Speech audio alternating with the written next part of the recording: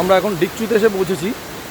মঙ্গন থেকে প্রায় সকাল 9টায় বেরিয়ে ডিকচুট বাজার ক্রস করলাম। মঙ্গন আর মাত্র 15 কিলোমিটার বাকি।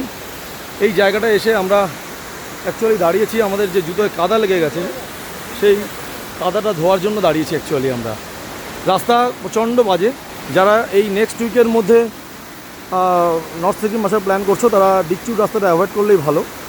তারা ইন্দিরা বাইপাস দিয়ে তাসি হয়ে, তাসি যে ভিউ পয়েন্ট আছে ওর সামনে দিয়ে যে 3110 আছে, নেক্সট 3110 ওইটা দিয়ে চলে যাবে। ওইটা খুব দারুণ রাস্তা। আর যারা আমাদের মতো একটু অফরোড ভালোবাসো, অ্যাডভেঞ্চার ভালোবাসো, তারা কিন্তু এই ডিকচুট রাস্তাটা নিতেই পারো। হ্যাঁ, চলে আসা যাবে, কোনো সমস্যা নেই, কিন্তু সারা রাস্তা জুড়ে কিন্তু প্রচণ্ড কাদা, ভর্তি কাদা এবং প্রচণ্ড অফরোড রয়েছে। কাঁচা রোড বেশিরভাগই, পাকা রাস্তার ধস একদম নামিয়ে নিয়ে চলে গেছে একদম। রিপেয়ার কাজ চলছে, তবে আমার মনে হয় এখনও 1 মাসের ওপরে লাগবে, তার কমে আর রাস্তা রিপেয়ার হবে না।